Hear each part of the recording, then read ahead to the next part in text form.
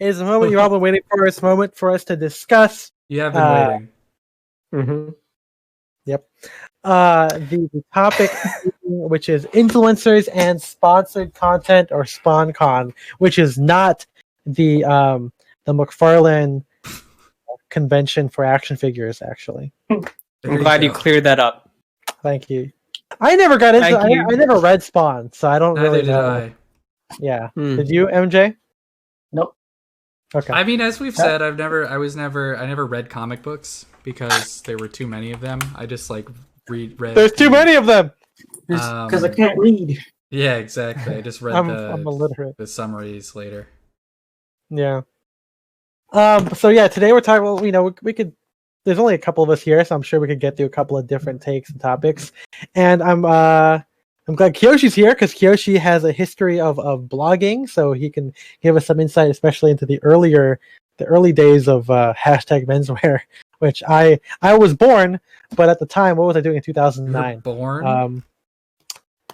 MG, what were we doing in 2009? Were we going to the Anime Expo and going to graduating from middle school? I think we're now at the question. It was a weird time. Yeah, I started high school 2009. Yeah. I was in 7th grade in middle school, I believe. I'm pretty sure. I wasn't even born yet in 2000. David, we're gonna get to who are good influencers, but let's right now. I got a I think the best influencer is the guy called Jesus Christ. I knew it! I was thinking it! That's the big old man named God. Yeah. That's it. We're never gonna go past Spencer's got it. I told you this last stream where I think, or maybe, this is last stream where we had a guest like speaker, and it was a girl from Argentina. Also, we found out that her last name was like Bernholtz or something like that. I'm like, oh, yeah. Argentina with a German last name. Like, that's okay. Interesting. But she the last service, I heard her talking, and I'm like, did I hear that right? And after the pastor translated it for the rest of us, I was right. They did say we had to spread the gospel like as if it was COVID, but instead of bringing death, we will bring everlasting life. So here's the only thing that can stop a bad pandemic with a virus is a good pandemic with a virus. You know, you just need an anti-COVID. We don't need a vaccine. We need to create a virus that heals your lungs. Yeah, right. And then we release Imagine comparing your own religion to a virus. I'm just saying. To give her credit, we're cancer, but that's a good thing. Yeah, it's the good cancer. It's the whole like hello fellow kids like sort of approach, right? Where it's only the old people that think of stuff to like right. That doesn't care about. Well, I was gonna say, to give her credit. I mean, she's her native tongue is Spanish, and she's like a guest, and she's like our age, so like the message can't be like super deep. It has to be like very easily sound biteable. So maybe when she was writing it, I don't know. She seemed good, nice. Good intention, bad execution. Yeah. I mean, again, I only go to my church to play the piano. And then as soon as I finish, I like tune out and I go and take my outfit shots. Wait, you return. detune the piano every week? Yeah, and then he untunes it so that the next week he can come back to tune it. Piano's famously detuned by people. They pay Ethan. They pay Ethan to tune the piano, so he needs to make sure that he has a reason to come back every week. Okay, right. I have a hammer under the desk. I just smack it. I'm like, oh shit! I gotta fix this. That's painful to think about. It's broken. Yeah. But anyway, so if you haven't heard it, please go listen to the actual podcast episode of Sound Direction. It came out, do it now. We'll wait. And it's about influence. You can hear more of Spencer and I's more specific takes on it. But today, every Saturday after the podcast, we get to expand on those ideas and maybe mention something that we forgot about. And yeah, I'm sure it'll be a fun hour and a half or an hour. How about this? Okay, so let me ask you guys this question. So when you guys first got into menswear and you started taking fit pics, did you ever think, did you ever want to be an influencer? Like, did that thought ever occur in your mind? Kiyoshi, why don't you start that off? Because you were, you were there when that was like taken off. So, right now I'm doing a little research, some self evaluation, go back in the archives, see when I posted my first fit pic. August 5th, 2010. So more than 10 years ago. Wow. Yeah. No, I did not think I was. I've been doing this for a decade. Yeah. No, I've been doing these. When I started doing these fit pics, it was more like, hey, other people are blogging about clothes. I want to do that too. And it was more out of just like a curiosity, and I had the time to do it. It wasn't any sort of expectation that. Right. Honestly, I didn't even think. Also very embarrassing. My first ever fit pic has 0 likes or reblogs. So clearly started with a real goose egg. But yeah, I didn't really think that anyone would ever read my blog, let alone offer me like what is now like influencer style stuff.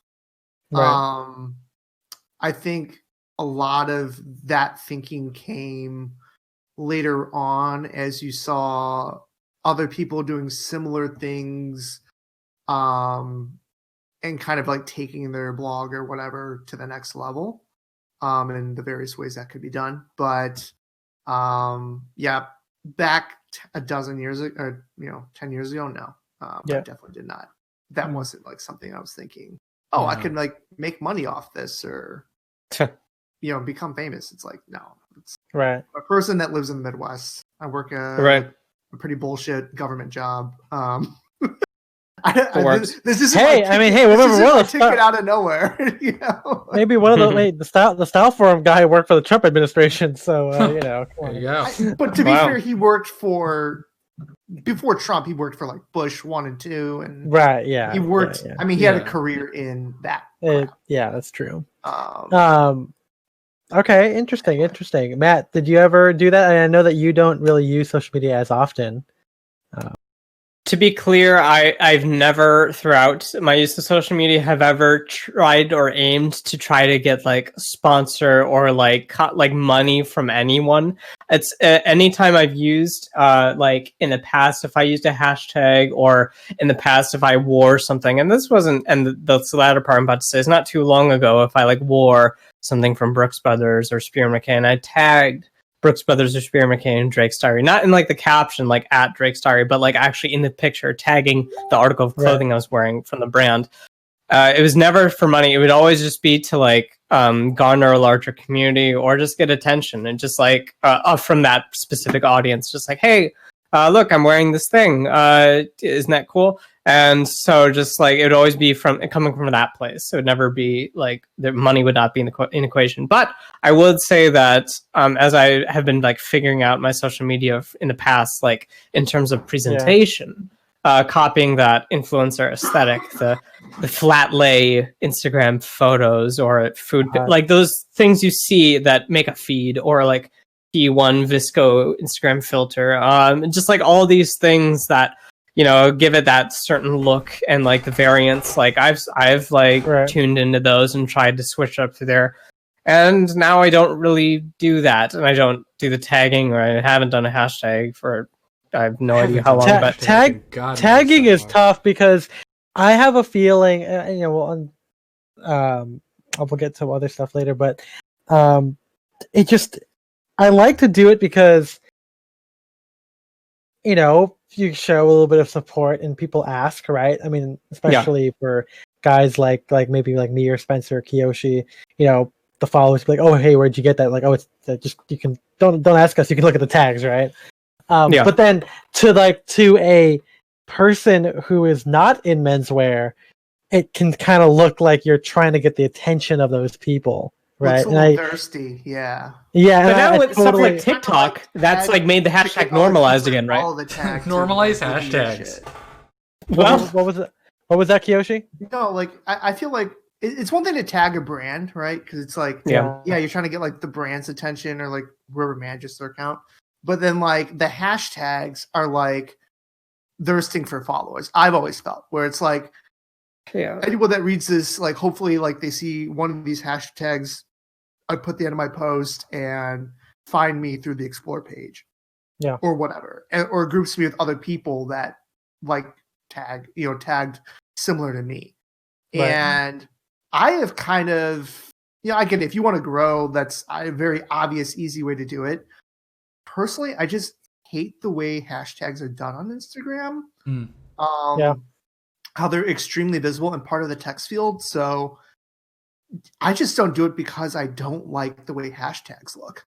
Like, I've had that. Some people get around by putting in the comments. I would use them if like it would, to get more followers.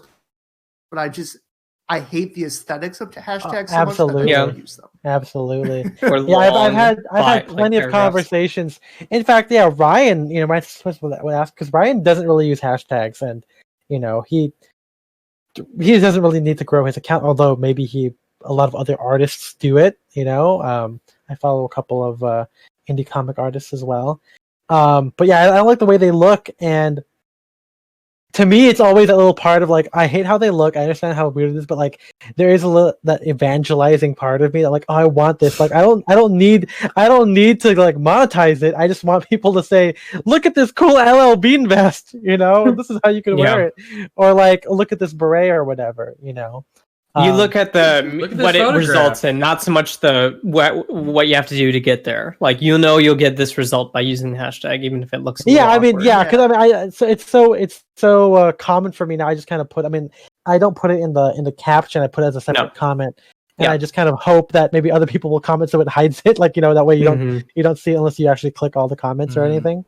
The thing that like drives me nuts is like some of these hashtags are just like super corny. It's like style influencer, it's just awkward to call it out. Like, just bad like corny ass hashtags, and it's like, I don't want that corny shit anywhere near anywhere near my shit. It's like someone who like you're like Facebook friends with but have unfollowed a long time ago, and then they post some like crazy like Facebook post and they just randomly tag you and 40 people in it. And you're like, please don't tag me and associate, me or advertise. Right. That's big on Facebook. And then it's just on your wall. That might be following you. It's like, I hate you so much. Don't do this. And like, same thing. It's like, I don't want people to search a hashtag that's corny and like find me there. Oh yeah, that too. It's impossible to be an influencer and not look corny though. That's the thing, and it bleeds through to presentation because it's like that's all you are. It's like it is kind of silly when you think about. Depending on the kind of person you are, I suppose, but it's kind of silly being like, it looks silly just post your photo and be like, I'm gonna do my best to make sure as many people see this as possible.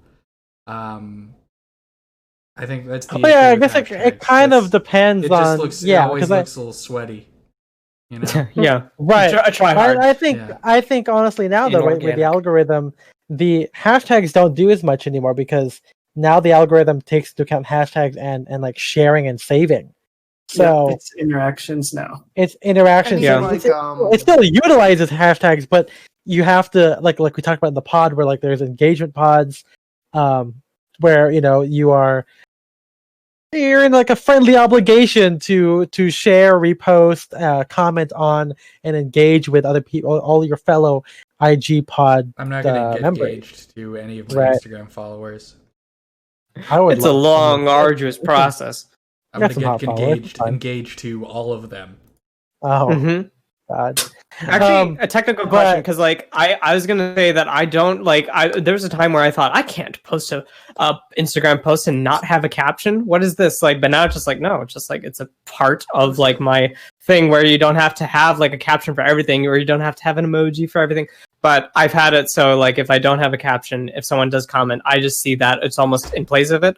If you just have a post and you have a comment that has a bunch of hashtags in it, and someone hasn't commented yet, does that show up in like the first line, or is it too big and it won't show up? Do you know what I'm talking about?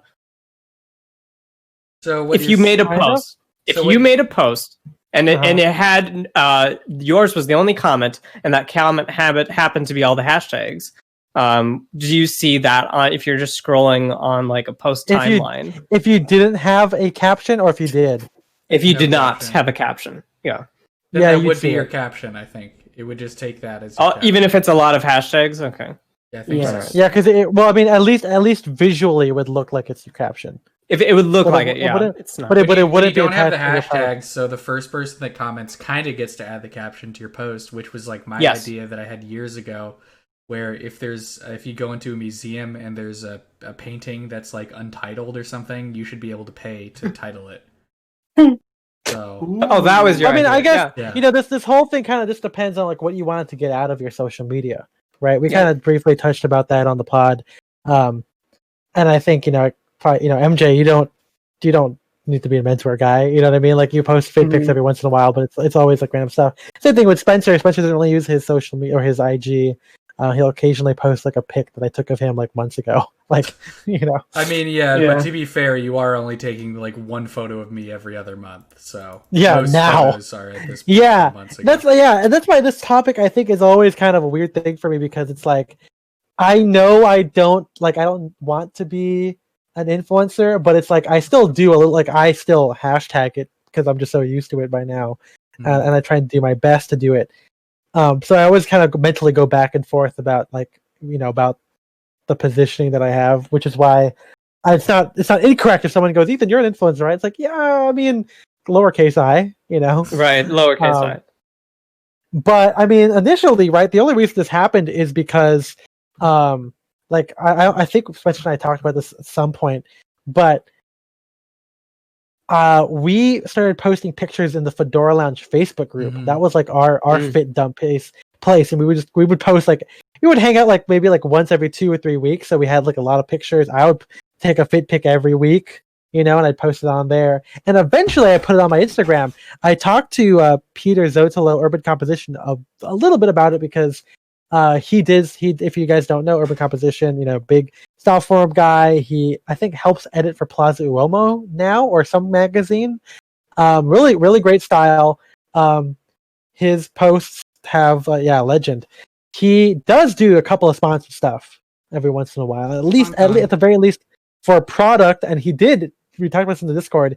He did have a couple of posts for Faust Wine. And that's something a little that we're always like, lots of guys are talking about Faust Wine, and a little, I'm kind of curious to see. If Faust Wine ever hears this, hit me up, because your wines are super expensive. I'm not going to buy them, but I will drink them for clout. So there you go. We'll make an Instagram highlight story. Oh, and we'll talk about that too later on.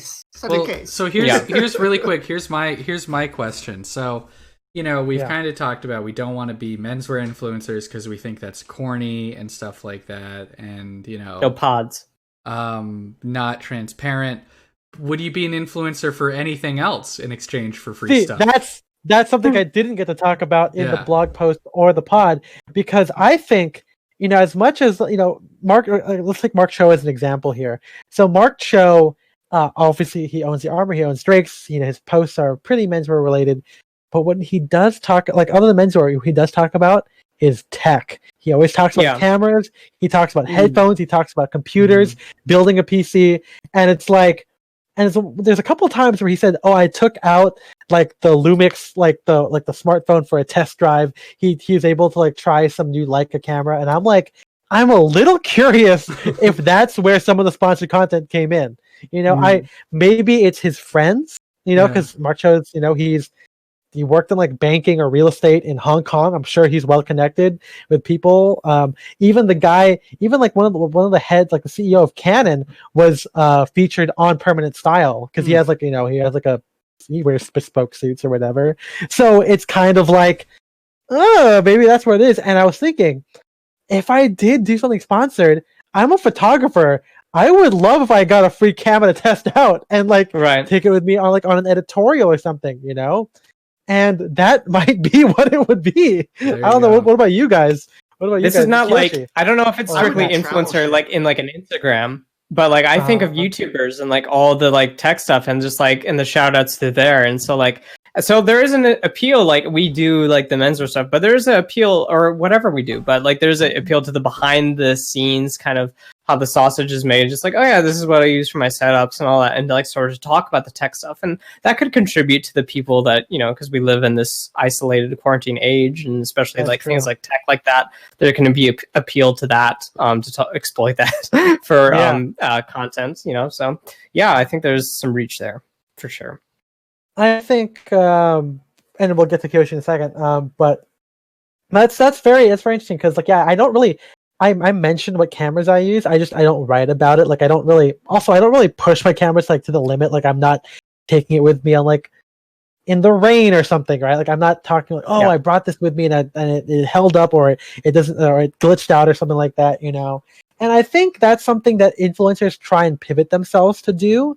You know, like maybe menswear is a little bit too narrow sometimes. Where like maybe it'll branch out to reviewing food or reviewing alcohol, maybe cameras or tech, you know. But then when you're like a general influencer, you know, you pop up on these lists, these like, you know, influencer management sites or these middlemen where then you're connected to like a headphone place or a fucking maybe not many people follow a lot of e-girls or Instagram girls like I do, but you know, like they got the fucking teeth, the blue light teeth thing that MJ and I have seen, right? You know, that shit, right? Yeah. You know, so there's like a lot of stuff in there where, you know, I think menswear inherently. Thank you, Take a Virus, for subscribing to the Patreon. Thank you, Take a Virus. I thought he was already there. New patron, Take a Virus. We just got the email because he's in the Discord, right? I don't know. Yeah, I also just got a Patreon notification from him. So I think he just renewed. Yeah, he's already in the Discord. Oh, you were okay. Yeah, that's I mean that's right. Okay. Hey, we welcome your reintroduction. Okay. Yeah. No worries. But anyway, I was gonna say I think that menswear inherently makes you more specific. But there's a lot of guys out there who just become influencers like on their own, like they wear like H&M, they do anything just so they can. But they can make themselves look like they can take anything, right? Well, and you know about this more than any of us, Ethan. But like you talk probably about branding, where it's like it's easier for content to have like a specific direction and not maybe be all over the place. And so like, this is generally the kind of content you post. But if you try to cherry pick, like, okay, well, menswear and then menswear adjacent, and then maybe some tech, like that can get tricky as content. Yeah, I mean, it typically starts out with a very specific thing. You know, I've watched some of the Menfluential, or back then it was called StyleCon, talks, and they all, you know, they it's more about the business side, and they do say to kind of pick a lane at first and branch out. Like the Modest Man talked about like clothes for like short guys, right? But now he talks about like EDC stuff or his camera setups or his hair routine, which are related to his personal style, of course. But you know that's kind of you know, they're very broad. And I could never be that. I don't think I have a life that is enriched by anything else. Like, you know, like I said, like I think that my issue, even with like the tech part, doesn't make sense because unless someone's gonna give me a free camera, I'm still not looking at cameras all the time, right? Like that's just not gonna, you know, like MJ, right? Like, you're not. I mean, well, I guess maybe like computer stuff, you do get to upgrade frequently, I guess. More frequently. Yeah, I mean, I was gonna say like PC part YouTubers or like, you know, gaming YouTubers, they get free shit all the time. Yeah, right. Well, because like something independent of free stuff. Computer stuffs are always coming out, right? And people are always looking. It's not like even though like cameras will still fall under tech, like nobody's buying a new camera every year. Whereas right. more people are. I mean, they're selling it. I know a couple of Asian dads. Camera of 2020. You know, they'll try to sell it, but if people are actually buying it, I mean, like the main demographic, right? Like, like users in their 20s, aren't buying new technology every year. The majority, but when they do, it's budget. That's budget. Well, here's what I was going to say though. Or they save up for like an enthusiast or high end product, and then that's going to last them for 5+ years. Yeah, 5+. But okay, that's interesting because the thing you talk about, like, oh well, there's always text coming out.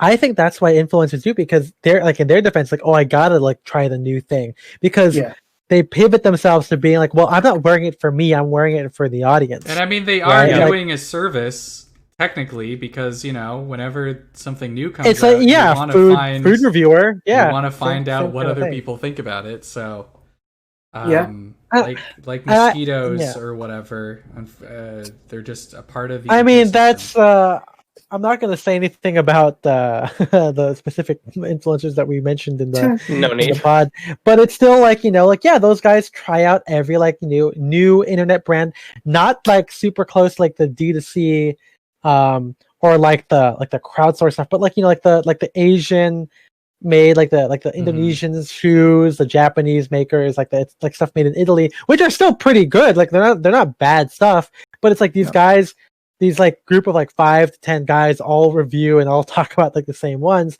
and maybe it is like that, right? Like they do it because it's like their service that they're providing, right? That they want to cover it. It's like a tech thing. It's like, oh, you got a new GPU, you gotta try it out, you gotta see how this new fan works, I guess. That's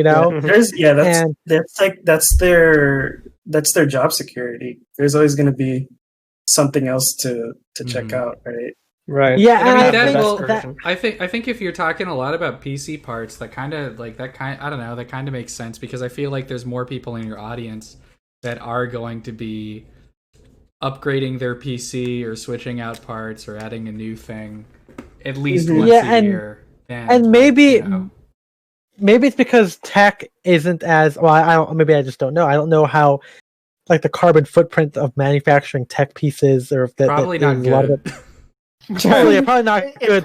But obviously, I mean, much if not more slave labor. Yeah, if we're being honest. Yeah, I mean, to get the mining of minerals in Africa. Yeah, I was gonna say, to get like the actual components that you need to build computer parts. Yeah, so maybe there's a lot of minerals and mining. Maybe we should be talking about that, right? Because I think most people, when they think about like, oh, carbon footprint, like use of water, you automatically think of like clothing, right? Or that's kind of like one of the easier ones that comes up. So maybe that's why influencers have like a weird, like at least menswear or things that utilize more fashion.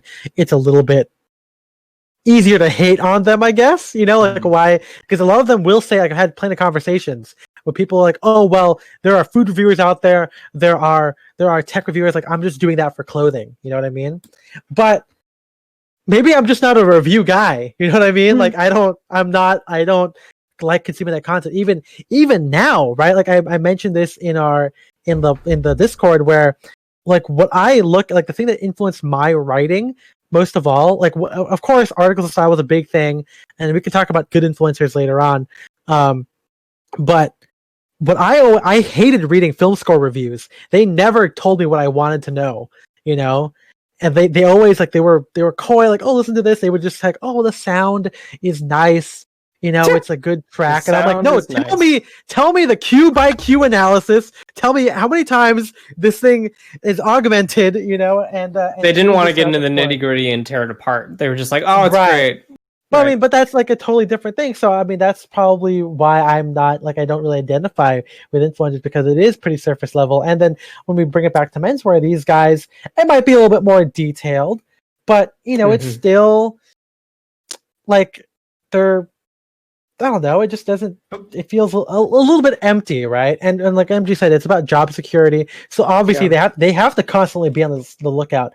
And I think that aspect is absolutely foreign to me, because I don't do that. I don't look out for like the new, even with like food. Like I don't. I eat chicken and rice for most days, maybe with some some variation. I'm not constantly looking for restaurants all the time. I mean, I like eating new places, but after like a week of eating like chicken or like rice and vegetables, it's like, okay, I'm gonna go to my favorite restaurant and get something from there. I don't need to like find go to McDonald's. I don't need to be like, what's the new the new grilled cheese sandwich with the colorful cheese in it or whatever. Hey, I heard they just invented a new kind of soup. I want it. Yeah, Matt, what were you gonna say? Go ahead. Yeah, this leads me into something I've been wondering. Maybe this isn't the case now, but maybe earlier on, did you ever let audience engagement dictate the content you produce? Like, I noticed that if I try to go out of probably menswear or like fashion-y related things, probably I have the most reception at this point. But if I go to things like music, unfortunately, or other things, maybe less. And probably the least thing is, I think I've tried to post little tech things in the past, and that just bagel, not completely bagel, but certainly the least. So did that, and I know now you guys, when I've talked to you, both of you, you don't care as much, how many likes this things get or anything like that. But was that ever the case where it's like, oh well, I kind of want to talk about this other thing, but it's not doing as well as the main thing, so maybe I will just stick to the main stuff, the stuff I'm good at. The stuff that you ever have that? Play the hits, not the new stuff. Yeah, don't play your new stuff. By the way, Take a Virus says you have a great voice, Matt. Oh well, thank you. I've been known to carry two. No, I will say absolutely not. That has never really been a big thing for me, because I think, like I said, or I wrote this in the essay. I don't know if I said in the pod, but I was always pretty clear, or I always knew that my content was going to be niche. I did a couple of fun things that kind of was meant for SEO, the armory for less, and it really wasn't about searching for the alternatives, more so for, hey, I own those similar pieces and I'm gonna recreate this armory look with what I had. Oh, he's wearing a ring jacket. I'm wearing my vintage 60s sack jacket. Mine cost $10. It was never really about a true alternative, because how are you gonna find this sack jacket? You're not gonna find the exact same one that I have. So yeah, I never really thought about that. And plus, even if I did, there was so many times where I always had something else to post about. Oh, I could write about this because people seem to be into it, but then Dapper Day would come up, or I would go to a thing with Spencer, and I always preferred turning that into content. Not that I it's content for content, but I like effectively writing profiles on Spencer and what he did when I hung out with him, and photographing him and everything. And of course, all the street style stuff that I did. I knew that was kind of popular. People liked seeing what people wore, but I didn't. Even Spencer was there. I just stopped doing that. For certain. I stopped doing Dapper Day street style, because number one, I found it exhausting, and I wrote about that. And number two, people aren't good. So, it's hard to stretch that out. Yeah, and then in terms of Instagram itself, I absolutely know that pictures that are not of my face never perform well. If it's a picture of Spencer, it gets half or even less than the engagement. You know what I mean? The only people who have done pretty well are people who are kind of famous in menswear, like Taylor Cade or Ethan Newton. But even then, Ryan Cecil, I think, is the only one who's done really well, because Ryan has, a more accessible look compared to the rest of them. But I guess the introduction of stories has let me, kind of talk about whatever I want. I think Story Ethan is the same person as Instagram Feed Ethan, but there's less menswear on the stories, because I'm talking about film score, and I literally will analyze a piece of score with you guys. I'll be listen to the horns here. Let's dive in on this. So I don't fucking care. Lots of people have told me they've muted me. So it doesn't matter, And you're not as bad as you were. You did have bullets a little bit ago, but now yours aren't that bad anymore. That's because I haven't been analyzing film score in a little while. Oh, I see. Well, we might bring it back, and I don't know how we can get in this too. I'm sure we're all somewhat a little bit aware of our Instagram feeds, maybe not so strict to it, but the stories open it up a little bit. They don't have to be as stringent on previous posts and how it looks collectively. It takes the pressure off. So that's a nice feel. I think this is something MJ and I could probably talk about a little bit, but we mainly see regular people on our feed, Yeah. we're we're in that, sorry, I meant on a profile feed. Not no, I know. Well, I was gonna say the idea about the attention to detail, or the bullet stuff. Yeah. I follow people who post in their story a lot. And I they just I just skip through, or it's fine, I'm used to that. Obviously, I think menswear, again, being super specific, a lot more curated, has an idea of, I don't want to post too much. It's got to look aesthetic. A lot of guys I still love it, but guys will post pictures of like art galleries, and they follow a lot of art inspiration and everything, and I think that's cool. I post like art whenever it comes on my feed. I'll repost like the paintings that I see, or if I'm at an art gallery. I had like one of the early streams, MJ and I are just chilling, taking silly pictures, doing funny faces and all that shit. And that's what we see. Like I see that from like all the Asian people, all the people in the SoCal Asian group that we follow. Like that's what their Instagram is. It's like, easy engagement. You post a museum, you get the hook. Yeah, but I mean, it's still like it's still kind of like whatever, and I don't care if someone mutes me or thinks that bullets are bad. Because go ahead, MJ. I was gonna say because like even though like it's hey, we're taking pictures at a museum, it's still like regular things. It's not like we're going to the museum because we want to take pictures in front of this thing because we want to because like this, I don't know, this sculpture is like. Though I do like being post-ironic about and saying I need pictures here and just telling you. Yeah, it's like we're at the museum and we're taking pictures. It's not like because like I feel like even though, and it's like kind of going back to the whole like regular people posting on Instagram and how we don't like to use hashtags in our captions and stuff like that. You guys don't. Yeah, but we do sort of like, I guess, not lean into influencer technique or stuff like that, but we do want people to see it. It's sort of like making the content you want to see, right? So that maybe somebody else that's looking for a specific like idea, or somebody else has an opinion that they're also like kind of go down that rabbit hole for, that they find your stuff because you couldn't find it in the first place. I know you want to do like the whole purpose of the hashtag, so you get the people in and you can see it. But my thing, at least now, I sort of got off social media the past year, and then like after a couple months and the summer, got back on it again because I was like, I don't know, it all just seemed a little bit fake and just like inorganic. So my new mantra this time around is I really, even if it was starting out in a low place and maybe not too much people, I wanted it to be a little more genuine and organic. So my idea is that, like, I mean, obviously, do what you can to get people in the door, but then when they see it, I want it to be like the best version. I don't want it to be like they see the facade and the theater behind it of me, like, doing what I need to do for them to see it. I just want, when they discover it to be everything I want it to be, and not I don't think it's fake to use hashtag, but I just want it to be from a more genuine place when they do get there. Right. We talked about that with shit posting with the Drake's boys. I think I just have to say Matt Woodruff, and I think he has gotten back to it a bit more in the the new Jame User stuff. He kind of lost it a little bit, but I think he's got back a little bit. The whole shit posting and his whole vibe is how he uses the platform. That's been an inspiration. So the more I look at that and the more I talk to like alt indie people, that thing is just incredibly common.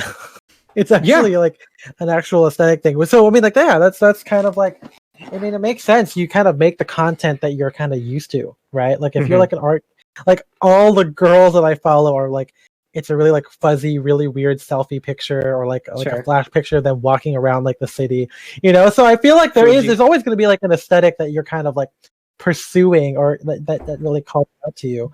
But I do think that to bring it back to menswear, I think that typically a lot of people in menswear, or like the big figures, are a lot older. So like their feed is naturally more curated. I think MJ or someone we talked about this recently were like if you take like the concept of like candids is like so foreign to some like people. You know what I mean? Yeah. Like they want, if you're gonna post, Ivy style, right? If you're gonna post something, it better be like the best thing of it, right? Like even if it's a fit pic, it better be nice proper lighting. So naturally with menswear, where the people in it are a lot older, the feeds are a lot cleaner, which means that people who get into it might want it to be like that. And then of course there's a whole influencer aspect where like in that particular thing, you want everything to look like it's a lifestyle magazine, or it could be a lifestyle magazine or something like that, right? It's hard to explain that candid vibe to like people who don't get it. Like obviously those Drake's people, like they just like live their lives and you get the flash photos and it looks very genuine. But anytime I try to get a photo of people, they stop what they're doing and they smile at a camera and just like, no, The hardest part about explaining candid photographs to people is explaining photography to them first. Yeah, you gotta walk them through. The light comes in through the lens. I mean, I think what happens with a lot of this stuff, and the reason why I brought up the influencer thing is because I don't think, or I know this for a fact, like people who got into it, who find my page, are regular people, or people like who are like non-menswear. So they assume that I'm trying to be like an influencer, or they see a clean picture. And I mean, yeah, like I said, I do believe in evangelizing a little bit, but it's not really for monetary gain. And whenever he leaves a tip, it's a fake dollar that says, "This is how your pants should fit." He always does this, and it's a diagram of a guy with his pants at the natural waist. Yeah, it's the natural like waist. A Jack Chick tract where it's like a comic where illustrating how to wear a bow tie. Yeah, there it is. But the whole thing is the difference between cuffs and the comic actually shows a person like wearing a suit with like the bottom button below the pocket, and then they become gay and go to hell. That's the trajectory, I believe. Yeah, that's why the button park and harmony is so important. That's what it was gonna be. Mm-hmm. But yeah, no, it's a lot of the people that I argue with, or that that just can't fathom what it is. Yeah. It's like that whole thing where like, oh well, why don't you do more content that people engage with? I'm like, because that's not what I want to do. Like I mean, I don't control if people engage with it. I do my best to put it out there. Like if it's related to menswear strongly, I'll put it on like Reddit, for MFA. But if it's like something tangential, like the whole influencer thing, I was like, this doesn't even really relate to like actual men's fashion. I don't think it belongs on Reddit. You know what I mean? So yeah. I still kind of pick and choose what goes where, and of course, what actually to do, because like I said, I don't really read I don't really look for new clothing to wear all the time, or a new brand to try. If I do write about clothing, it's usually something that I just kind of happen upon. Like now I can write about a duffel coat because I found it in my size. I'm like, okay, well now I can explore what this means to me and how I want to wear it, and then that's how a blog post happens. So a blog post is made. That's right. So dreams are made of. But yeah, what do you think is good influencers, and what is good content? Because I think that something that we kind of touched on a couple of streams ago, or I'm sure we talked about it at some point. But like, I think all content has like an ulterior motive, right? Like everyone has. I think Kyoshi and I talked about this a little bit on Reddit before we became friends. But it's like, everyone kind of has a goal with what they're doing, right? And like I think like Kiyoshi got to work in the industry. I got to work in the industry through my blog. It was maybe not the ultimate goal, but it was kind of like, if people notice, here it is, right? Like it's a little bit of like, you can see what I can do, and that's always been like my thing too, where I never really wanted free stuff, and we'll talk about free stuff later on. But it was like, what? If this led to something, then it's a good portfolio of sorts, and if people, to me, it's always like, if people get it, then they'll get it, right? Mm-hmm. Like, because if they can understand me talking about spear points and soft shoulders, then they know it's good. But what's it called? Like Go ahead. No, go ahead. It's like I see. You've talked about this a little bit, where it's like these influencers like will put like the blog post almost going away, and then just putting the blog post in the Instagram captions, and that's almost the new blog along with their portfolio. And it's like, in that format, they are taking the form of the sales rep. They're trying to convince you or talk about their experience in the photo itself. But at least at least the typical influencer I would say, or it's a very like plain image where you can only see the clothing. Like there's not even experience. It's just like it's almost like oh my god, oh I didn't think of it. It's almost like a fucking product photography. It's devoid of any personality. It's just there. It's like a chest shot, right? Like that's right. Well, because I was gonna say, like, these people, at least it's my idea. I don't follow many influencers, but like that's my impression of their kind of content. Whereas I think what you're saying, like being more direct, like if I do see like a story by Chase where they're just like new J-Muser Snap shirts, and then they just, or like they're very blunt about it, or like I got this new hat, from so and so, or things, or they tag them on Instagram, just very subtle to the point, and then they have the photo of it, and that's the kind of thing I like because that's just more direct. Like, look, this is what it is. This is great. Like, or if I plug my content, my shows, I will just be direct. This is what it is. You don't you don't say it's like, well, hey, how's everyone doing? By the way, here's something I need to plug. You just say. A lot of you guys have been asking lately about my skincare routine. Yeah, exactly. I just thought I'd do a video to tell you about that's not a state of the union I use. And what? No. Yeah. No one's asked ever about your skincare routine. There needs to be an influencer Turing test where, like, you know, you just can this post like not look like an influencer post. Right. There's a big market for that. Yeah. Well, because I was coming like that's why we tend to follow, or at least for me, I tend to follow the guys who work at these places. You know, because then like you kind of the facade is already there, or it's gone because they work there, and they're obviously like them. I'm sure their boss would like it if they did post, and they clearly work there because they like it. You know, like the G user guys like getting their bespoke stuff from that place, and so when they get a new suit, they're going to take a picture of it. But there's no, it's not thinly veiled. It's just what it is, right? Like you follow Mark Cho, he's probably clearly wearing Liverano or like a ring jacket model through the Armory. And and you know this, and he knows that you know that. So there isn't like a whole like, by the way, this is a ring jacket, and let me tell you about it. You know what I mean? Right. But I think that's why influencers are weird, because they want to look like an everyday guy. They want to appear unbiased, but they're not, because they're being paid for that thing. Like they didn't seek it out. I mean, maybe originally they did that, but over time, like we talk about Permanent Style with like curating the certain brands that and this is all alleged, but like, reviewing certain brands to kind of maybe carry them in the future or work with them, that's still a little, maybe it's a little bit suspect, maybe not super bad, but there is a little bit of an ulterior motive in that regard, right? Like you want, like for Permanent Style, you want a stock private white, and he did, right? He got to make his own private white like jacket, right? Or eventually he was able to do his own. Yeah, exactly. Yeah, a couple of them. And I'm not going to deny too. I mean, I like ring jacket. I like Drake's. I am definitely sure there are other really great makers out there, like we talked about Vanda clothing, but I don't buy like the rep stripes from Drake's. I buy like the really weird stuff that you can't get anywhere else.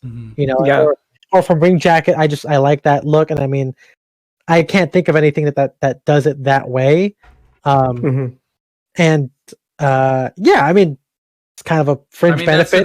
That's another thing I think, from at least buying, maybe not coming from vintage, but at least buying secondhand, is just like, it's like, you realize, okay, there's so much that I can just kind of find elsewhere, but when there's some things when you find the one that you like, you kind of just stick with it. Yeah, exactly. But there's some things you really brand you have to go to like one brand for. Yeah, exactly. And I think with menswear, it's like, okay, ring jacket's cool. I don't think that Spear and McKay does everything that I want. And it's like if I could, have one or the other, right? I'd probably pick ring jacket. Just being clear. Or I mean, technically, I would just get it fucking made for me, bespoke. You know what I mean? Like that's like the ultimate part of it, right?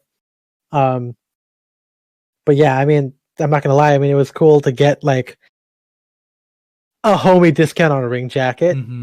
Yeah, very nice. Getting like that like a necktie from Drake's, which was pretty cool. But those were all like super. I didn't expect that to happen. And again, like I said in the pod, it's probably like marketing on their end. Like, oh, now we got Ethan. Like now we know he's gonna buy from us forever or whatever, right? Yeah. But yeah, there's always ulterior motives. Oh yeah, for sure. And it just I like, because in terms of like using something like Instagram to like be your hook to like draw people into these products, like whether it's a caption or if it's like an actual like video and not on YouTube, like I will say this as vaguely as possible, but just like going on to like an account and just seeing like a very YouTube style like video of like outfit breakdowns, like from just a user, it's just like it's jarring to me. I don't know, just like that kind of format in like Instagram. I'm not Mark Cho is like, he's, obviously just like established, but it's always hard for people who are like trying to become an influencer, like working your way up. Whenever you see YouTube style content on Instagram, it's like seeing big snow dogs in Southern California, and you're like, you're not meant to be here. Not really, but there are people that have like fucking like huskies and like dogs that are meant to be in much colder environments. I'm like, go back to the Grand Canyon. I like outfit breakdowns because I think, at least for me, right? One of the reasons I do what I do is to prove to people you can do certain things. Oh, like, TikTok works great for it, by the way. I don't know, that works, but like something about Instagram, I don't know. Yeah, I don't know. I guess but I meant like outfit breakdowns I don't like are the self-done ones. I'm not a fan. Oh, self-done. Like, okay. I'll give you an example one I like. I'm going to find it first, but come back 1 second. Okay, sure. Why do you do it, Ethan? Or whatever. I was going to say the whole like choosing your platform thing, like Matt mentioned. It's still going to break down to what people want out of their social media. Oh yeah, what they want it to be. Yeah, because I was thinking about this. Still providing that content that you want on Instagram, even though you quote unquote know it'll do better on TikTok. Like you just still put it on Instagram because that's it's like cutting out a middleman. Somebody's gonna find it. Mm-hmm. Yeah. Because I was thinking like of like post, like I always thought you put your stuff on YouTube and with my like singing stuff, just like to put it there. But then I think about like my like Isabel Leonard, a great mezzo, just like I go to her Instagram. I don't seek out her YouTube channel. So it's like you're really thinking about where you actually go to consume the content and just like, okay, well, I'll just cut out the middleman and just send it right here. Well, this is again my social media marketing training, but like the key to being successful on social media or any kind of digital platform is to make it easier on the user as much as possible, right? You just put it all out there so they can see it, right? That's why you do an Instagram reel and you put it on YouTube and you put it on TikTok, because you never know. Yeah, some people might get fatigued, but there is more of a chance for you to get an even bigger audience, right? Right. And that's kind of like, again, what's your goal? What's your goal with social media? Is your goal like getting awareness? Is it about viewing, getting as much eyeballs, exposure, getting sponsored? Oh, yeah, we talked about this last stream. Yeah, we talked about a couple streams ago. Thomas Stubbs. Yeah, the breakdowns. Yeah. I think those are really cool. Very like also reminds me of Mr. Mort. When he like takes a picture of someone. I think that's also really cool. It's just kind of like when someone's interviewing someone about what they're wearing and like their style, rather than a person who clearly woke up in the morning, knew they were going to videotape themselves, and is building the content around their previous sponsors for a video, and like I just don't like the forced like, oh, this is me like doing it versus like going up to someone else and like trying to learn something versus saying like, look at me and what I'm going to show you today, and like half of the stuff I'm wearing is like stuff I got from sponsors or whatever. And like forcing it, because like having the same content throughout your different platforms, because I think we'll all agree that, especially how we use them, like there's tonal differences between how we might post on Instagram and how we would post on Twitter. Like Twitter is a very funny place to me, and just like this specific hyper content that's there, at least that we all follow with each other, versus something we put on Facebook if we choose to do so. Like it's way different and formality and all that kind of structure. So it's hard to kind of just have an across the board posting strategy, but that's the fun of it. You get to explore, still be you and how to represent yourself, but just in the different little tweaks. I think that's kind of because did Mr. Mort get anything sponsored? Oh, I thought you were talking about Mordecai the Johnny Depp. I thought you were talking about Mordecai the Hawk.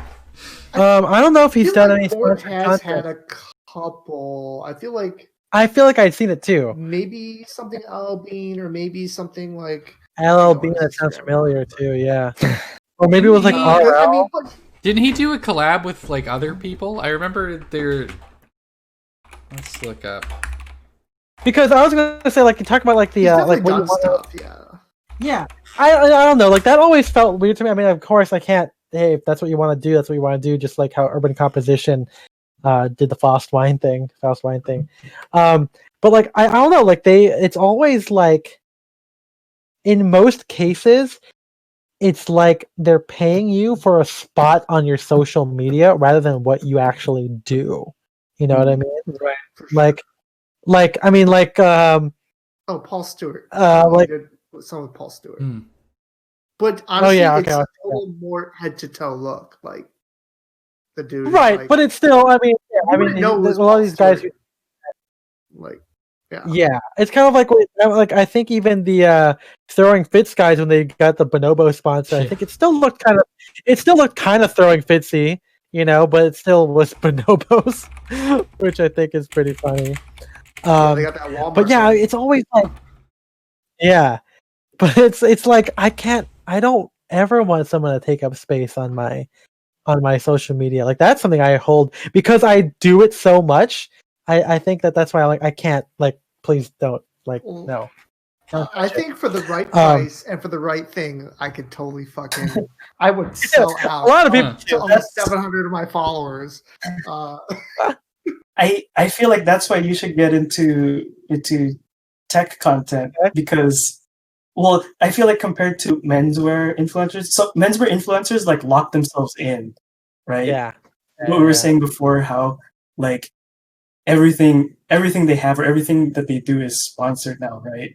Because it's like there's a couple. Yeah, there was one. Because it's like even though like the main sponsor for like their video or whatever is one thing, they'll lead up to it because it's like, oh, I'm matching my Zara, like it's sponsored by Zara, but I'm matching my like movement watch with it. So it's like they're just everything's built in. They're doubling up. Yeah. Whereas like tech YouTubers, or at least the ones I follow, they're not afraid to like say something's bad because it's like it's easier to quantify, you know, as opposed to after clothes. The fact. Like, yeah, as opposed to clothes, like you could convince somebody that this watch is good, right? Versus like this computer, like you could just show somebody a comparison. Hey, this computer is faster than that one, so you shouldn't get it, right? You know, or whatever. Yeah, a lot of the tech YouTubers are way too positive with the big ones. I mean, that's kind of like, it's one of those things where, are you being poisoned by the content? And by that, I mean, like, we talked about this in the Discord, where when you're reviewing it, are you reviewing it because you like it, or do you like it because you are allowed to review it, right? Like, it's like one of those weird things. Like I'm pretty sure Cavor.co and Natalina are all great places, but I always wonder, like, do these guys never want to try like Stofa or like go bespoke? Like, I mean, do they? I mean, they might really like it, or because it's a consistent stream of money with like affiliate links or maybe sponsorship money, like hard, like just like a flat rate. I don't know, but maybe that's why they continue to do it, right? Like, maybe they get a lot of share from Spear McKay or something. I don't know, but like again, that's why it's so weird for me for when people like buy a slot, right? Like it's just so weird. Maybe it's because I always have something to say. I just can't imagine taking up space. But that's why I kind of like admire like W.M. Brown or David or maybe more specifically David Coggins, where I don't know if David Coggins Coggins. I think that they're often asked to be like a guest writer on other things, or even like when Mr. Mort was like a guest on like was it GQ or like GQ's YouTube or something like that, where he reviewed like people's black tie. I think that's cool. Could have been. Yeah, maybe. Yeah. So I mean, like I think that's probably like I would like that. You know, we lost Matt. That's a great frozen thing. That's a great picture. Yeah. But you know, it's like that thing where I'm like, you know, I preferred those kind of opportunities, like when I was offered to be the social media manager and work at Ascot Chang. I like that. They weren't asking me, they were going to give me paid money to like just wear Ascot Chang outfits, right? Like they want me to actually do what I've been doing, like, you know, like actual jobs and stuff, or for me to shoot, right? Like I think the Sartorialist has done some sponsored posts, which I think is hilarious and really jarring. But he has been hired to do. The copywriting is really bad. I know, it's so bad. It's so bad. It's just like, look, you're getting a photo on the Sartorialist. Like, just concentrate on the image and say sponsored by Prada or whatever. But like, sure, you don't need to put in the really shitty copywriting. Like, it's like whoever wrote that just is not a wordsmith. Like just you'd be better off without it. I don't know how big you have to be to get someone to manage your social media, because as we know in the Discord, there is a certain editor-in-chief who this year put it out there that he wants someone else to manage his social media and manage partnerships, even though he does a lot of menswear stuff on his own, which I think is crazy. But maybe by now, with his like millions of followers, the Sartorialist has a talent manager, and I can say this from experience, not my personal, but in work, where when the brand gives you the talking points, sometimes the best thing to do is you just copy and paste. Like that's all you do. Get that like $1,000 check or how much it is, which is really weird because like you said, like they're gonna get the great Sartorialist photography, like the whole like, what was it, Marc Jacobs leather, like he did a whole shoot with him. I think that's cool. That's a good example of a sponsored post. Like I don't know if I would post something sponsored on mine, but like if I was hired to be the photographer for the bloke, and also I like the bloke, even if I don't really wear some of the stuff they do, that's something I'd be proud of sharing because I had a hand in creating that content. Like it's an artistic endeavor, and I'm a photographer. It's not that, hey, the bloke wants me to wear my top 5 outfits and then post a picture of it. Like that's not what I would do. You know what I mean? Yeah. I mean, like, so I'm on Mordecai's feed, and he's actually got a paid partnership with Gucci. One on here, amazing. Which go more. But like the copywriting is great. It's all caps. It says "fake it till you make it." Hashtag Gucci fake not fall winter 20 collection. That's Gucci sponsored, and it's like 4 photos. I'm pretty sure he probably styled himself. They probably gave like, "What do you want to wear?" Let him, probably give him like things so he can pick. And then like clearly he's got like a Detroit Red Wings like hoodie on in one of these photos. And some like cargo fatigues, camo fatigues. So, like clearly that's not Gucci, but he's got like Gucci sneakers and a hat, which probably might be Gucci. I don't know. But it's like, it's a perfect like stepping back, let the person you're trying to do something with, the talent in this case, style himself because he's got a very unique look and eye, and you're trusting him to do that, and you're not letting the caption be too pretentious or out of context for how he usually captions his photos. I think that's like a really good way to do it. I wish there was more of that. Unfortunately, not everyone has the same level of taste and restraint that Gucci does when using influencers, but I think that's like a good place to start. Yeah, absolutely. I think, like, I mean, I guess WM Brown has, he's been like a couple of Drake shoots. You know what I mean? Like he wore like their Submariner or their Submariner crew neck, like roll neck or whatever, with his travel jacket. Yeah, and I think that's fine. It's really, it gets harder like the more you're into menswear, where you're kind of like wondering how far it goes down, because obviously when you're compared to like Mariano Divow or any of those like big menswear guys from back then, like it's pretty clear to see what was influencer, like what was sponsored, right? Like the Thai bar and everything like that. They tag it all. But then on stuff like this, where sometimes it is nicer, sometimes there is much more taste. And to talk about like influencers that were good, I always admired and still do Articles of Style. Like they, I think, handle it pretty well. They did. I'm not sure how exactly their partnership worked, but Dan Trepanier worked very closely with what do you call it? Michael Andrews Bespoke in New York, and I think that it wasn't so much about like, it was like everything wasn't about Michael Andrews Bespoke. It just happened like everything that he was wearing happened to be by them, and it was nice. I mean, it was maybe not up to my current taste, wider leg pants and everything. But I never felt like it was that bad, I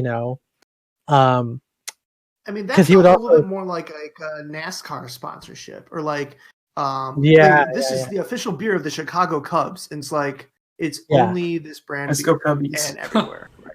Let's go.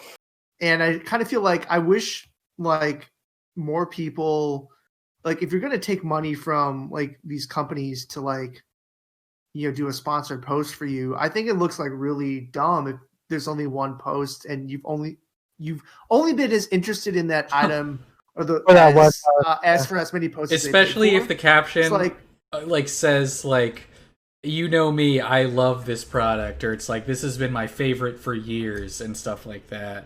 It's first time we've seen it. Yeah. That's what I mean. And it's like, do like the NASCAR thing, sponsor, like go for the big sponsor that's gonna like be exclusive for a year. They're gonna be like your tailored clothing. Every post you do is with their product, and they provide you the product, so you have a variety of outfits to wear. But like that's the suit brand you're on right now. Don't be trying to like just do one or two posts and make me think that, oh yeah, these guys are hot shit right now. How about next month I'm into a different brand? How about this? So you're a menswear guy and you're an influencer, but you're like you're only sponsored by things like NASCAR or whatever, non-menswear things, so you could dress however you want. Like Timex watches. Wow. Yeah. The goal. Not even Timex. Like, just get sponsored by, I don't know, Davidoff cigars. Like Mr. Coffee or something, or like Kia. Like, and just... Or Mrs. Coffee. Just completely unrelated. That'd be awesome. Yeah. I mean, I think that's a great way to do it, too. Yeah. The NASCAR thing is kind of interesting because, like, I feel like maybe maybe I'm unfairly maligning the guys who like Spear McKay and Kevin and all that kind of stuff, but I don't know why that bothers me more than the like working with Michael Andrews Bespoke or having a guy who like Bryceland's where they basically just wear Dalquore, even though they have their own they make their own model. There's no coupon code or referral code attached. There you go. Like, oh, I'm loving my new Gun Club check jacket. Doesn't go great with this tie? What do you think? Also, use my referral code RXTZGY to get 10% off your first purchase from SpearMcKay.com. So I love you. I don't know. It's like, I didn't know if I mentioned this in the podcast, but that whole thing of like having an open-ended question is a big thing because that's what literally invites engagement, right? Like, and it's not just what do you think. It's sometimes it's like, oh man, can't wait to like relax. What have you been up to this weekend? And people fall for that trap and they comment, gonna go fishing, gonna go do whatever. Yeah. And then that's what fills the comments. That's what fuels the algorithm, David says here that Michael Andrews is the same tailor that Brian Sakawa hawks. I think it's fine. I think he spoke style. I watch his videos every once in a while just to see what his like taste is. And it's usually pretty harmless, wear a crew neck sweater under a blazer and you'll be dressed down for date night. Yeah, no shit, Sherlock. Like, come on, dude. Fuck you, buddy. But I knew that already. Yeah, but I mean, I feel like he doesn't time talking to. He's not unashamed of his partnership with Michael Andrews, but I don't think he is cringy when he models. Yeah, I mean, anyone's cringy when they model in those videos. I could never. That's why I don't do YouTube videos. Like, I can't like you rub your hands. Yeah, you gotta like do it. Oh god, that's all. Yeah, fire. That's why I had to stop doing those fucking TikTok. I mean, I enjoy it. Like people, I had a couple of people who found the blog through TikTok, but I felt so shitty making those stupid ass TikTok of my outfit. I didn't do like I smiled a lot. I didn't like rub my hands, but it still felt like I was just being like. Well, because as I said before, it's like the same thing of why I can't do anything fun in my tripod photos that I take of myself because. Like doing anything in front of a tripod like feels goofy to me in the moment. Yeah, and so it's gonna like, in your room. Yeah, exactly. Because I got through that. Yeah. Hello. Go ahead. I was gonna say it's the same feeling as when you hear your own voice played back to you, right? Exactly. It's seeing yourself in a picture like that somebody else took versus one that you took with your tripod is like 100% different. Oh yeah. As someone who does it all the time, you just gotta get used to it. You just gotta blow past it. Yeah, it's the same thing as hearing your own voice. Same thing as seeing yourself in a video. Mm-hmm. I think well, this is a little topic, but I think the way to get around it is to make it a good picture. Because I think that when people do it, people are like, oh fuck, I gotta get this fit pick off, but like I hate doing this. I feel weird. If you make it more like a controlled environment, and again, I also talked about the fact that a lot of people do the very studio thing. You're gonna find that middle ground where like it's a little bit more intentional, but you can still have fun with it. I think that's the only way to get through that like embarrassment. You know what I mean? Like, I mean, for me, right? I mean, it's been like 3 years because I started doing this more so when I started Ascot Chang, because now I didn't have a roommate. I moved back home. I was at work. I had to find a way to take an outfit picture to continue talking about Spear Point collars and all these other blog post ideas that I got since then. So the first ones are very, very awkward, Right. But over time, it's like, it's a little bit fun to kind of edit and maybe like, do a different angle or something like that, Mm-hmm. But yeah, I can't really, it's one of those things where you got to find that middle ground, because obviously if you keep repeating it and you get too much in the same routine, it starts to feel even more fake and more manufactured. Yeah, like this is all you do. Yeah, but you should also get to a point where you feel comfortable and it doesn't bother you. Obviously, now that I don't have to work anymore and take pictures outside, I will never take pictures in public. I will do it, or at least I will bring my tripod to like a now in pandemic, right? There's not many people around, so if I went to an alleyway, it doesn't matter. Here. Yeah, my backyard's fine, But before I had to do it outside on Rodeo, not on Rodeo, but like it's near it and people can see it. Beverly Hills. That's where I want to be. You gotta kind of like get to that stage. I sort of had a tripod pick like phase, and I'm sort of at the end of it, mostly because like I was like, I'm now running out of places in my new apartment to like take new photos and without having to repeat locations, which I don't like.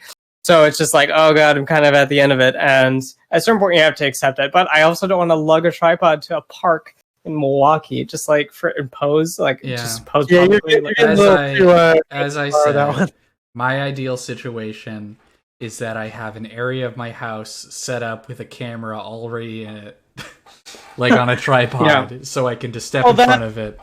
That's the studio thing, and it's like, man, I get it, because I hate setting up my tripod and getting the angle right every time. I really just want it to be there. Well, I think that's why Sam is pretty like you. He's seen stuff. I think he has a little bit of fun, a little bit of different poses each time. It's only when it gets to be too repetitive, like the same chest shot, your hands behind your back, hands in your pocket, whatever. I think when that's the same wall, like what I mean. Like for me, I mean, I changed it up in my backyard, but my backyard's still pretty much the same. I just change up, maybe the positioning, but I'm able to have different poses at least to make it feel a bit more real. But to me, the ideal is someone is taking my picture as I'm doing in my regular life, which is what I do to all my friends. And they are able to get sometimes they pose for it, or they're, like, hey, Spencer over here. And he looks over and points a finger and I take a picture, or MJ, I'm like, eyes over here. And he looks up at me, from an event. And I like that, because I I know that not everyone has the luxury of being not embarrassed by taking their own fit pic, and that's why I love taking pictures of my friends. And it also helps sell that narrative of like, we're all just kind of like, as much as we can, we are regular guys. You know what I mean? Like we're trying, like, we're dressed up. Yeah, we're posing for a fit pic at some point, but it's still not the same thing as like the same 3/4 shot, hand in the same pocket, doing the exact same detail shot every time. That's, no offense, but I'm just so fatigued with all of that style. It's just the repetitiveness. If you just vary the song, you should get tested for COVID-19. That's a really should. Oh boy. But I think to go back to Brian Sakawa, I think his stuff is fine. I just and I don't really care. I mean, because I think that it would be too hypocritical, right? If we said, oh yeah, well, we just follow guys who just wear ring jacket and Drakes or Liverano or whatever, No. But I also don't just do that. I mean, like Urban Composition uses like a smaller like Milanese or Florentine Taylor, I think, that like only speaks Italian. I think he brings like a translator, or he like uses Google Translate whenever he goes during pity, which I think is pretty fun. And I think for a lot of things, it's good to have a lot of inspiration or social accounts that you follow, or you just don't follow anybody. You just dip yourself in when you want to get inspiration. I think there's a couple of people that we know that don't really follow a lot of other brands, but occasionally they'll see what Drake's is up to. They'll see, maybe they'll check the Explore page. I wouldn't recommend it, but about finding that balance of making sure that you're not sucked into the sponsored content, and that where you're not feeling pressured to copy, to be like that, like what you see. I think for me, luckily I didn't just unfollow all my friends from college and I only followed menswear. Like I still followed regular people. I still made friends. So it always kind of kept that part of me at bay where like, okay, I don't want to make sure it's all menswear, because let's be honest here, if you're going to meet a girl, I don't think that she would want to see just all chest shots. You know what I mean? Like that's not. But as a dude, that's all I want to see. Yeah. Let's flip the script. Let me see those chest shots, baby. Give me those chest shots. Yeah. So in the last 4 minutes here, we briefly talked about it, and we didn't get to Kyoshi. But what if you could be sponsored? And if it was menswear, maybe it is or not.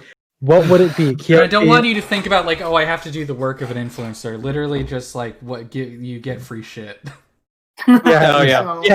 What things would you like for free? This is so easy.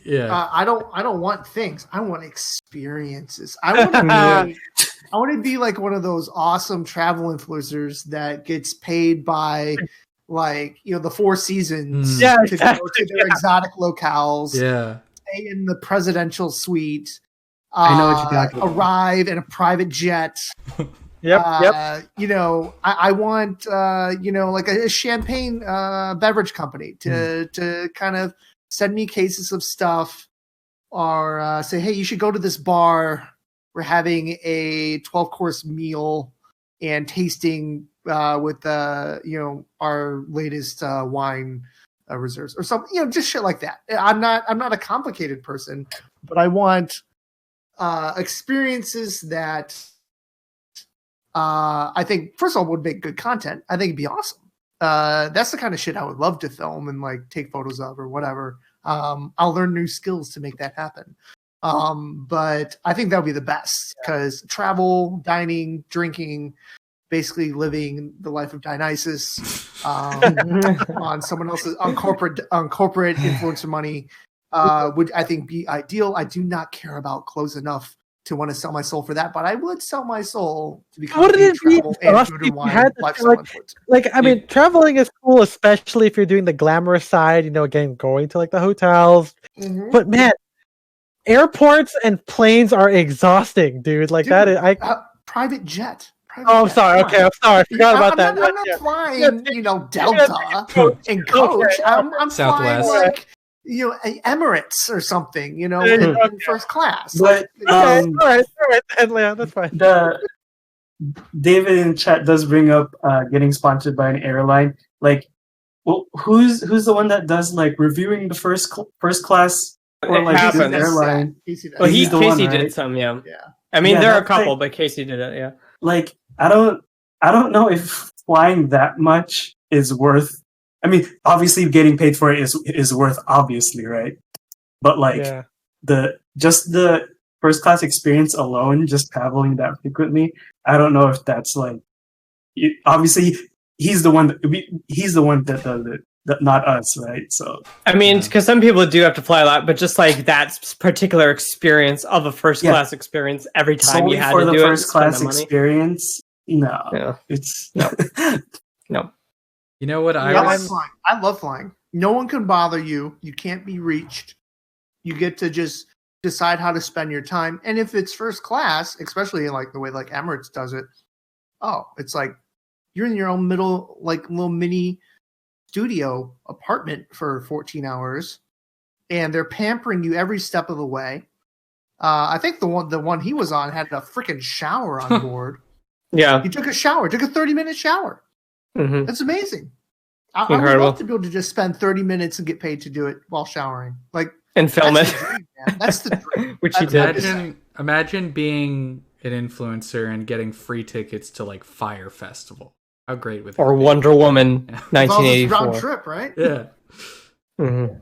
You know, I was gonna say it's kind of like yours, Kiyoshi, except the much more childish version, where, and I don't even know if it would be influencer. I guess like if you were a theme park Instagrammer, not like cosplay or anything, but like talking about theme park news, so that way you get the early access to like Super Nintendo Land. Or and shit like that. That's the one. Yeah, or early access to Star Wars Land before it opened. That seems like it would be fun. I listened. One of my favorite podcasts is it's called Podcast the Ride, and it's three comedians who talk about theme park stuff, and it's really funny. So I'm a little bit interested in it. So I feel like I'd be able to talk about it. But yeah, being able to go on all these rides early and not having to waiting like big lines and stuff like that sounds great. David says, practically speaking, getting sponsored by a restaurant would be great. Hell yeah. I mean, it's one of those things where like early on in your life, before you can like afford to pay anything, you got to pick a job that will fulfill something for you, right? You get a job at the mall so you can buy clothes. You get a job at a restaurant so you eat for free. Like that's like the Brooks Brothers Red Fleece Cafe. Oh, did you get that? I didn't get it, but that exists. That's a thing that apparently exists, and that'd be a fun angle too. Yeah, I think I would like about like a food company like Kraft, right? I would all their food. No, mine would be like a shitty. I'd have to create a whole other. I'd like Yum Brands to sponsor me, please. Yum. MJ, what's the brand that MJ, like claimed? Like, keep talking. I'm gonna use the restroom real quick. Keep talking. MJ, what's up? What was the question? He cut out. If you could be sponsored, yeah, like what if you're an influencer now, but not menswear influencer? What do you want to be? What do you want to influence? I don't know. Who would you want to influence? I mean, what'd you do? Like going off of like pre-existing, interest and stuff. Obviously, be something tech related. Yeah, I don't know, to be honest, because like I also don't have like I think we all share this, that we don't have like brand loyalties. Yeah, and then especially for tech, right? Like you can find out what's good and what's not. Mm-hmm. I guess. Yeah, I mean, especially with tech, where it is more of a numbers game. It is literally just like pure numbers compared to menswear, where it's like, I don't know, more art. It's like, more maybe like creative. Maybe something more normie, like a McDonald's sponsorship. There you go. You know what I mean? It's like, because brands like that are like food or like Gatorade, right? It's like they sponsor everybody and everything. Mm-hmm. Like there was a couple weeks back, there was like when the McRib like came back, like there were a few like Twitch streamers that were getting like skincare packages. Yeah, which is kind of like, right? Like why is McDonald's sending out like here's like this face here's wash to fix your skin from eating our horrible food, like from this brand like that's probably like some like Neutrogena that they like relabeled or whatever, or Harry's razors that they relabeled and stuff like that. But yeah, I would probably create a whole other Instagram account where it's just like I would take like food, like shitty food, like if it's like a shitty pizza, like Little Caesars or Papa John's, probably Papa John's because of the titular boss who's just so great. I would find one great photo of me like opening like a what do you call it, a box of pizza, and it's just in the frame. It's me like smiling, and that would be the photo. And I would have a new caption every time of just like a new experience, just like walking me through my day and incorporating the pizza into it, and then the sponsor code. But I would post the same picture every day and just have a different story. And that's just all you would see on the Instagram. It's just the same fucking photo over and over and again. Just like no variants, but just like different captions with like the same thing, just talking about Papa John's pizza and how it's changing my life every single moment. So even if they didn't sponsor me, I'd do it. I would love to be one of those like virtual influencers, like KFC did for a while. The augmented reality. Yeah, Michaela, I hate all these door-to-door influencers. Yeah, those actually kind of weird me out. I take that back. I don't want to say anything positive about those. Yeah, I saw one, and they made her like Black Lives Matter or whatever. And I'm like, that seems really. There was something. Yeah, there was something when like, I mean, it's like my same issue when like brands talk about having depression or whatever, where like one of these fake influencers like came out or was like, I struggle with anxiety, like had this big thing. I'm like, no, you're not real. Like, this is a lie. Yeah, that's that whole John Oliver thing with the Pringles. I saw that. I saw that person, the one that's much talking about, on TikTok, and I thought, oh, maybe this is like a VTuber where it's like masking a person, but it's completely fake. It is. Yeah. It is like there is. It's just a 3D model. Robot. Yeah. It's a 3D model. It's not even motion capture. It's because there are some of the virtual influencers where they just take like a 3D face and put it on a real person's body.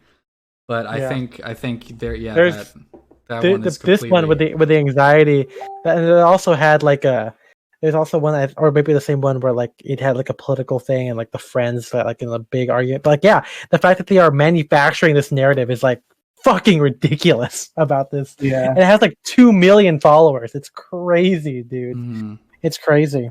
But I wanted to say Oh, go ahead, Matt. Go ahead. Well, these social media accounts with like the managers rather with the like personalities to the brand that we kind of joked about last time, but like John Oliver had like a button on his season with like, what does the Pringles body look like? It just like this like great like comedy premise, and then like all the fan art from this ridiculous premise, and then of course nothing kills the joke like Pringles responding to it as he asked them to, like, this is what the body looks like, and then we're just like, who cares? That wasn't the point. It was just living in this wonder, and just like. It's like it always falls flat, and just like it's never good. So yeah, it's always horrible whenever they try to step up. Yeah, I mean that's just kind of social media. People are always kind of behind on it and everything. But I was gonna say like it's fun to talk about like what we all do to what we would feel comfortable being sponsored for. Mm-hmm. But it's like to even be close to that or even have a snippet of that, like you have to have like such a perfect social media place that makes it easy for them to just sign off on, right? Like we talked about that, where like there's a lot of articles out there that are like, if you like take a fit pic that looks like it could be from a magazine, shoot your food as if it was taken for a food like Instagram. That way, it's it makes it easy for the brand to be like, okay, we want to sponsor you, so all they gotta do is just like pay you for the mention, basically, And I think that's crazy, and I don't know. I feel like I'm dedicated to documenting my life much more than putting work into it. The only work I'm going to do is the blog, right? But like, if I had to like actually write about like the first class experience, but every single time in order to get the air like a great airplane ride and a hotel, I feel like fucking exhausted, Like that's just even with tech. Like, I mean, I don't know, like, again, I maybe review content isn't for me, because I don't follow it. Maybe, like, I would watch it or read something if I needed something from it, right? Like, if I was going to buy a camera, I will look up a review on the camera. But I don't follow that guy to find out every new thing he's doing, Like, that's just not me. And so, because also it's not directly related to your work, too, because I feel like that it's like obviously a valuable resource, but it's like if you're not going to do anything with that new information, like right away, could go to hell. Even in like the mid to long future. Our days I guess I'm always concerned, or I'm always curious to like how or why people follow reviewers, because it's always like your taste might only become what they review, right? Like there is no room outside of it. And again, that's just not me. Like maybe other people like get it and they like the personality of the guy. They want to see what he's been up to, Yeah. I mean, reviewing might just be part of what they do, like, and they like their opinion and their stance on things, you know. So I guess that's an angle as well. Yeah, I mean, for a while, like, I went down a YouTube rabbit hole that was all just like Second Amendment gun YouTube. So it's all these like gun nuts. We've all been there, right? Like, all sorts of gun 2 a.m. stuff. My favorite YouTube. Oh, go on. Sorry. Yeah, it was great. Because it was just like, oh, you know, this gun does all this, and like you learn so much because these guys are like clearly into it. Yeah, and you're like, oh, okay, cool. And like now I know that I prefer this type of whatever over that. You start to develop opinions just by watching someone who clearly enjoys this stuff and has also used a lot of it, and does like the same format of like the review every time, you know, for like 10 minutes each video. And I think in any sort of thing like that, it's like if you are maybe developing, say, a new hobby, like maybe it's fly fishing, maybe it's model trains, I don't know, but like if someone is also like they're on like level, you know, they're leveled up to like level 60, and you're level 1, and they have all this, they've spent a lot of time and probably money getting to that point. If you just wanted to get in as kind of like on an amateur level or an entry level and learn about the hobby at large and what's out there, it can really like help you hone in on what you should actually spend your money on. You know, you can invest the time without investing the money necessarily. I think that is helpful. I don't know if it's only helpful with clothes, but and from like not just the consumer end, but like the actual content creator side, I will say that if you are someone, and hopefully most of you can be, but that you have a certain skill or something that you've invested time in, that you're knowledgeable at, that you could actually sound intelligible talking about, and you are able to, in the end, create somewhat producible content that is it's clean in video and audio and all that stuff. Like you could like take that and like, you know, like not put a number on it, but just like, you know, put it out there for people to find. And I always think the thing that turns me off to be going on YouTube is I feel like you need to like these people who just churn out daily videos of like the same grunging and finding new things to talk about. I would do that, but like for a couple one-off things and then like be done with it, you know, at least for those kind of niche things. So, but yeah, if you put it out there, there will be people specifically in that interest that will find it. That's true. I guess I got to look at what content I actually consume. Other than hate watching, or I don't know. I guess I mean love watching. I don't know. Maybe I just don't do as much of that stuff. You know, Ethan loves. I do. Yeah, I think I do love hate watching. He loves to hate. I kind of because it's one of those things where I can have it on, and I don't have to pay attention to it. You know what I mean? Why do you have it on? Yeah, why? Because it needs to be on. It's just something like some people listen to music. Well, it's also like remember I'm the one people who doesn't listen to music while working. Like I don't do that. Oh, yeah. I think my dad started hate watching Bigfoot, but then he unironically started believing and falling in love with Bigfoot. He saw Bigfoot out in his backyard, and he's like, "Man, I'm gonna look at this guy." But you know what? Like it. You know what? Now the things are unraveling. He has like cameras set up in his cabin, which I believe are for like wildlife. At least that's what I thought. But now the more you say that, now it's for Bigfoot. Yeah. My big feet. He says it's for wildlife. He says it's for security. Yeah, wildlife, but it's Bigfoot. Well, it is 11:15. Thank you. 10:15. For you, for you, not for Kiyoshi and I. Well, guys, thank you for watching.